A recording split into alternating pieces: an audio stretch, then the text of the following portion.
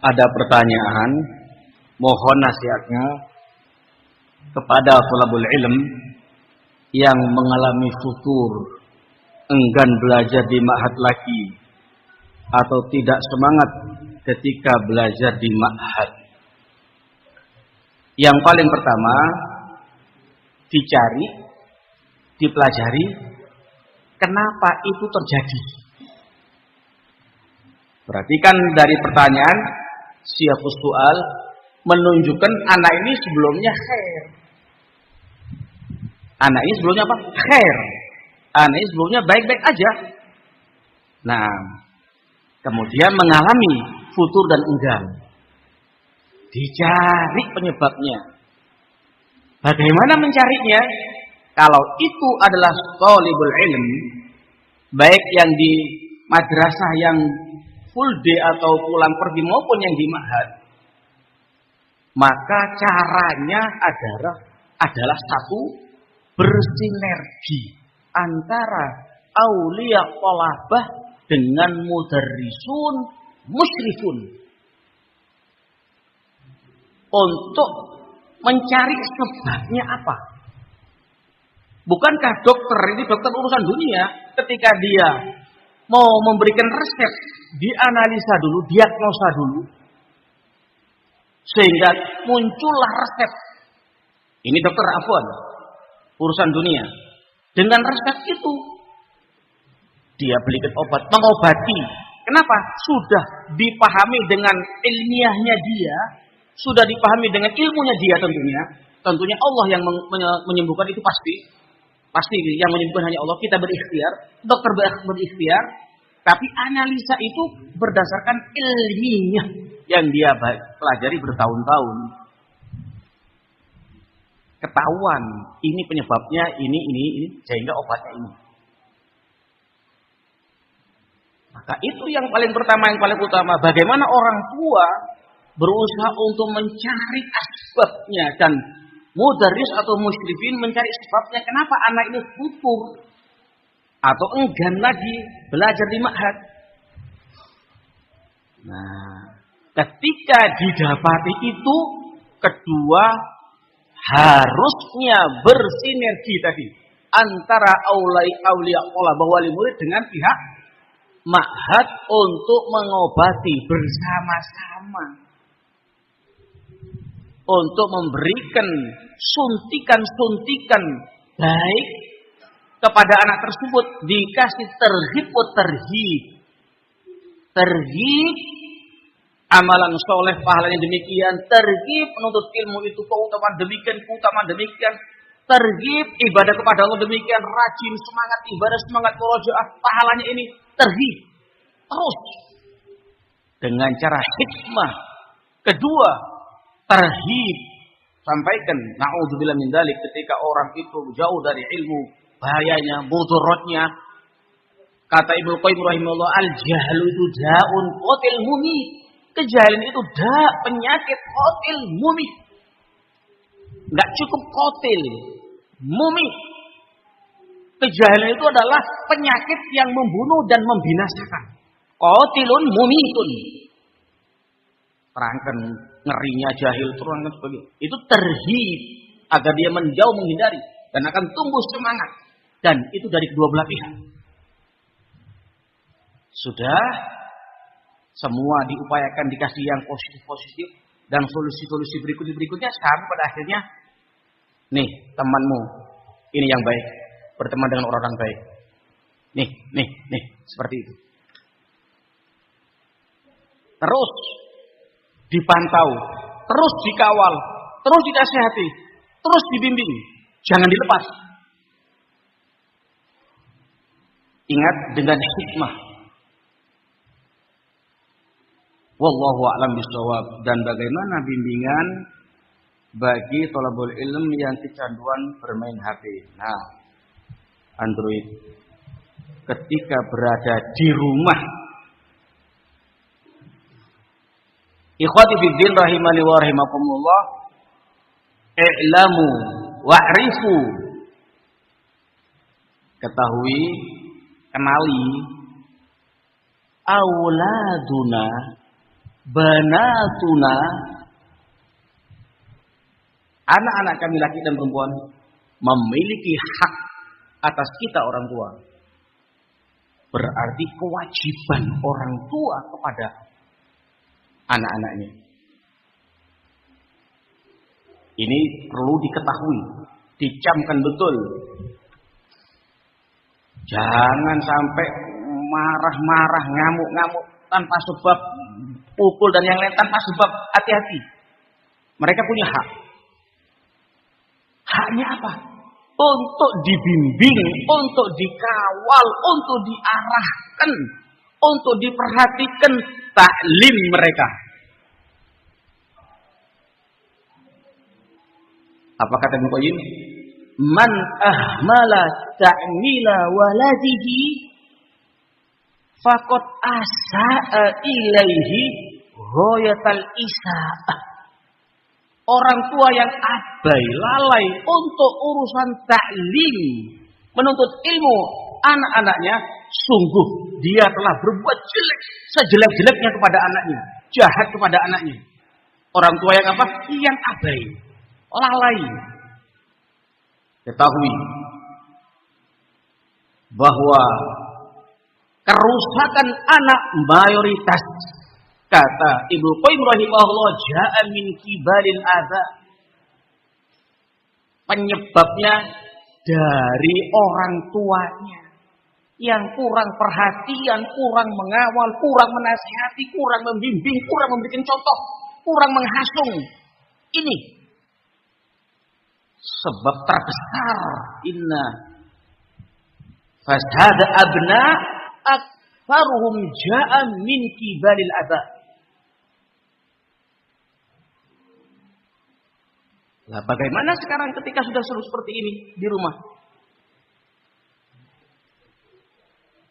Nah, hal yang harus diperhatikan. Nah, antum ingat bagaimana kondisi hadis Israiliyat ketika sahih, kita wajib mengimani. Hadis Israiliyat ketika sahih, kita wajib mengimani sahih. Yaitu hadis yang ma'ruf yang antum semua pada memahaminya. Apa itu? Seorang yang membunuh 100 orang. Ringkas cerita, ketika bertanya kepada orang yang alim, ini pentingnya. Bertanya kepada orang yang berilmu sesuatu itu. Naam, apakah ada obat bagi aku yang aku telah diterangkan tentang membunuh 92 sampai 100 orang? Ada obat kepada lu, nasihati sampai syahidnya apa? Kau tinggalkan kampung kau menuju kampung yang baik. Nah, ini syahidnya. Senangnya luar biasa. Berarti dosa yang aku lakukan sebesar itu masih ada obat bagi aku. Dengan sangat senang dan gembira. Allah yang maha tahu tentang di dada dia. Dia pergilah ke tempat kampung yang baik. Mengikuti nasihatnya seorang alim tersebut. Meninggal di tengah jalan. Malaikat pun berebut. Ringkas cerita, termasuk yang dia meninggal yang dekat dengan orang kampung yang baik, diampuni dosanya. Berarti grup-grup pertemanan ini yang ada di grup HP anaknya yang membuat anak seperti kayak gini diputus.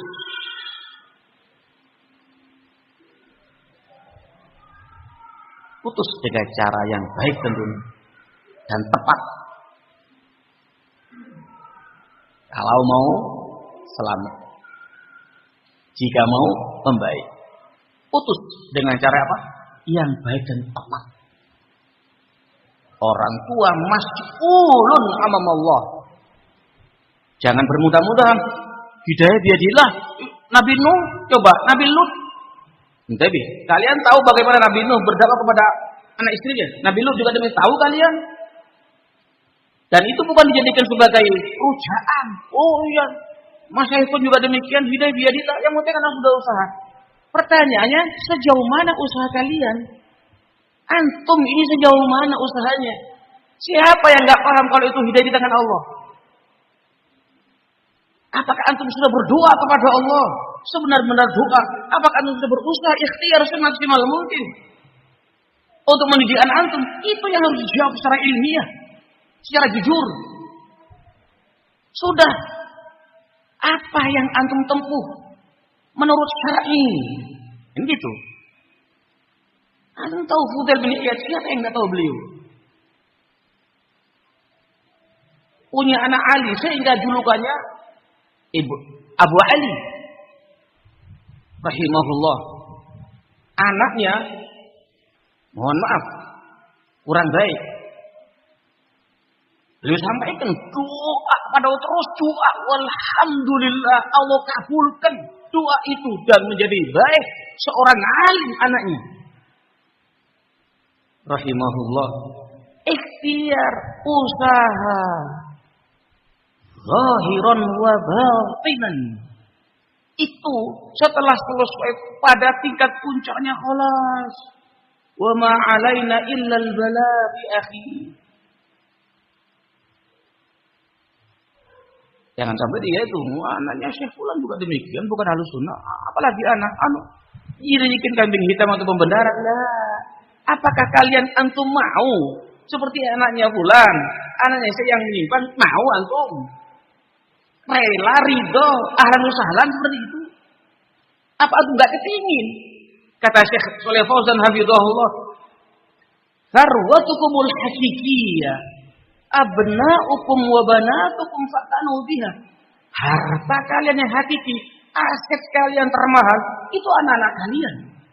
Laki maupun perempuan, perhatikan tarbiyahnya, perhatikan akhlaknya, perhatikan ilmunya, terus kawal. Nasihati, arahkan, bimbing, itu harta termahalnya, aset termahalnya, anak-anak kalian.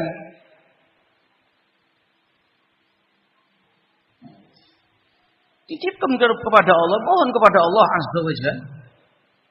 Terus upaya, sampai kapan? Sampai kekuatan kita paling terakhir, kemampuan kita paling terakhir, sembari berdoa kepada Allah Subhanahu wa Ta'ala. Nah sudah. Ini betul-betul masalah yang cukup menjadi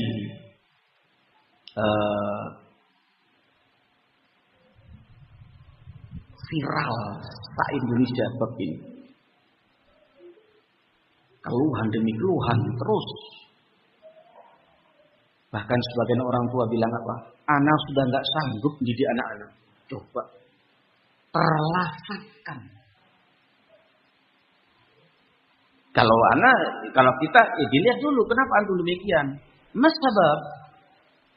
Hal antum addaitumul wajib alladzi alaih? Kewajiban anak taat pada orang tua. Wajib dan kewajiban taat anak pada orang tua itu kewajiban sekal tauhid. Sebaliknya durhaka kepada anak, durhaka kepada orang tua itu adalah dosa paling besar setelah syirik kepada Allah Subhanahu wa taala. Nah, main-main ya ikhwan. Hak anak kita jalani, anak juga demikian. Hak orang tua, kewajiban taat diikuti. Kalau seperti itu kondisinya kondusif. Biidznillah wa bi'aunillah. Siapa enggak sejuk, enggak bahagia diberi oleh Allah anak keturunan yang solihin dan solihat. Tahu antum, ketika kita orang tua diberi oleh Allah keturunan solihin solihat, kita mati, kita menyadari kita banyak dosa, kita banyak kekurangan, banyak kesalahan. Harapannya dengan anak-anak kita yang solihin solihat, ketika kita mati doa nyampe kepada kita. Apalagi yang hafal Al-Quran, memberikan mahkota di jannah kepada orang tuanya ketika sama-sama masuk surga. Gak kepingin kita sekarang al-yawm yawmul amal. Jangan ditunda dalam mendidik anak-anak, menghasung dan mengawal. Apalagi alasannya anak sibuk cari maisha. Halaka salaf. Ucapan antum ana sibuk cari maisha sebagai tanggung jawab keluarga, tanggung jawab orang tua, suami. Apakah seperti itu ada salahnya? Sehingga membengkalaikan anak-anak dan istri antum. Ku anfusakum wa ahlikum naro, kata Allah. Apa maknanya kata Ali bin Abi Thalib? Allimuhum wa adibuhum. Jaga diri kalian dan keluarga kalian dari api neraka. Apa maknanya? Allimuhum. Bukan atuhumul fulus. Bukan itu. Beri uang anak-anak kalian. Bukan itu tafsirnya. Tapi allimuhum wa adibuhum. Ajari ilmu, ajari adab.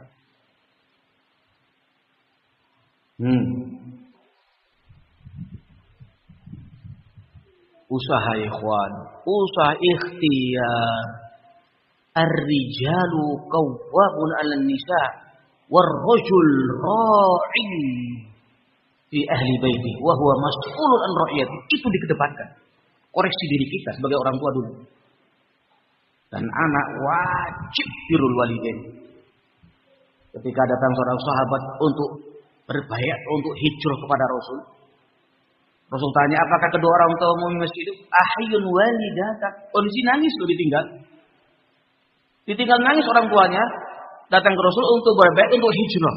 Kata Rasul, ahyun walidaka. Apa kedua orang tuamu masih hidup? Naam ya Rasulullah. Farji fafihima fajahid. Ulang. Balik ke orang tuanya. Pada orang tuamu kamu jihad. Kamu birrul walidain. Kamu taat. Kamu menghormati. Kamu berkhidmat.